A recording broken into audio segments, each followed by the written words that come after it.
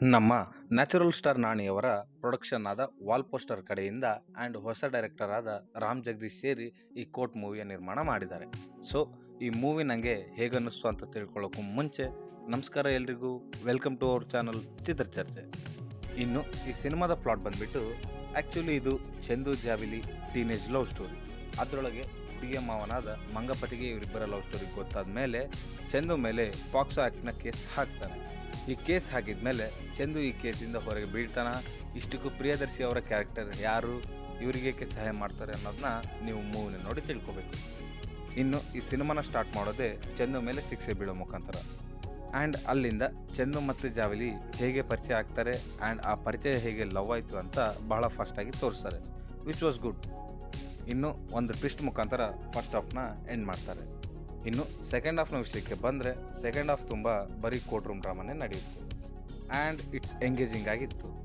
ಯಾಕಂದರೆ ಇಂತಹ ಮೂವಿಗಳಲ್ಲಿ ಆ್ಯಂಟಿಸಿಪೇಷನ್ನ ಬಿಲ್ಡ್ ಮಾಡಿದ್ರೇ ಆ ಫೈನಲ್ ಬ್ಯಾಂಗ್ ಡೆಲಿವರ್ ಆಗೋದು. ಆ್ಯಂಡ್ ಈ ಸಿನಿಮಾದ ending was good enough for me ಅಂತ ಅನ್ನಿಸ್ತು. ಆ್ಯಂಡ್ ಈ ಸಿನಿಮಾ ಒಂದು ಗುಡ್ ಕೋರ್ಟ್ ರೂಮ್ ಡ್ರಾಮಾ ಅಂತ ಅನ್ನಿಸ್ತು. ಯಾಕಂದರೆ ಮೂವಿ ತನ್ನ ಕೋರ್ ಸಬ್ಜೆಕ್ಟಿಂದ ಎಲ್ಲೂ ಡಿವೇಟ್ ಆಗದೆ ಎಲ್ಲ ಫೋಕಸ್ ಮೇನ್ ಸ್ಟೋರಿ ಮೇಲೇ ಇರುತ್ತೆ. ಇನ್ನು ಈ ಸಿನಿಮಾದ ಸಿನಿಮಾಟೋಗ್ರಫಿ ವಿಷಯಕ್ಕೆ ಬಂದರೆ ಕೆಲವು ಶಾರ್ಟ್ಸ್ ಬಹಳ ಚೆನ್ನಾಗಿದ್ವು ಆ್ಯಂಡ್ ಮಿಕ್ಕಿದ್ದೆಲ್ಲ ಚೆನ್ನಾಗಿತ್ತು. ಹಾಗೆ ಮ್ಯೂಸಿಕ್ ವಿಷಯಕ್ಕೆ ಬಂದರೆ ಮ್ಯೂಸಿಕ್ ಈ ಮೂವಿ ಸೀನ್ಸ್ನ ಕೆಲವು ಕಡೆ ಬಹಳನೇ ಎಲಿವೇಟ್ ಮಾಡ್ತು ಆ್ಯಂಡ್ ಒಂದು ಸಾಂಗ್ ಇದೆ, ಅದನ್ನು ಚೆನ್ನಾಗಿದೆ. ಇನ್ನು ಆ್ಯಕ್ಟರ್ಸ್ ವಿಷಯಕ್ಕೆ ಬಂದರೆ ಮೊದಲು ಆ್ಯಕ್ಟರ್ ಪ್ರಿಯದರ್ಶಿ ಅವರ ಸಟಲ್ ಪರ್ಫಾರ್ಮೆನ್ಸ್ ನನಗೆ ಇಷ್ಟ ಆಯಿತು and he can easily pull off this kind of roles ಅಂತ ಅನ್ನಿಸ್ತು. ಹಾಗೆ ಚಂದು ಆ್ಯಂಡ್ ಜಾಬಿಲಿ ರೋಲ್ಸ್ ನಿಭಾಯಿಸಿದ ರೋಷನ್ ಆ್ಯಂಡ್ ಶ್ರೀದೇವಿ ಅವರ ಪರ್ಫಾರ್ಮೆನ್ಸ್ನು ಸೂಪರ್ ಆಗಿತ್ತು. ಆ ಇನ್ನೋಸೆಂಟ್ ಲವ್ನ ಬಹಳ ಚೆನ್ನಾಗಿ ತೋರಿಸಿದ್ದಾರೆ. ಇನ್ನು ಶಿವಾಜಿ ಅವರ ಪರ್ಫಾರ್ಮೆನ್ಸ್ ನನಗೆ ಈ ಮೂವಿಲಿ ತುಂಬ ಇಷ್ಟ ಆಯಿತು. ಇನ್ನು ಮಿಕ್ಕಿದ ಆ್ಯಕ್ಟರ್ಸ್ ಅವರವರ ಪಾತ್ರಗಳಲ್ಲಿ ಚೆನ್ನಾಗಿಯೇ ನಿಭಾಯಿಸಿದ್ದಾರೆ. ಇನ್ನು ಈ ಸಿನಿಮಾದ ಡೆಬ್ಯೂಟ್ ಡೈರೆಕ್ಟರ್ ಆದ ರಾಮ್ ಜಗದೀಶ್ ಅವರ ವಿಷಯಕ್ಕೆ ಬಂದರೆ ಹಿ ಡನ್ ಎ ಫ್ಯಾಬುಲಸ್ ಜಾಬ್. ಯಾಕಂದರೆ ಕೋರ್ಟ್ ರೂಮ್ ಡ್ರಾಮಾನ ಇಷ್ಟು ಎಂಗೇಜಿಂಗ್ ಆಗಿ ತೋರಿಸೋದು ಅಷ್ಟು ಸುಲಭ ಅಲ್ಲ.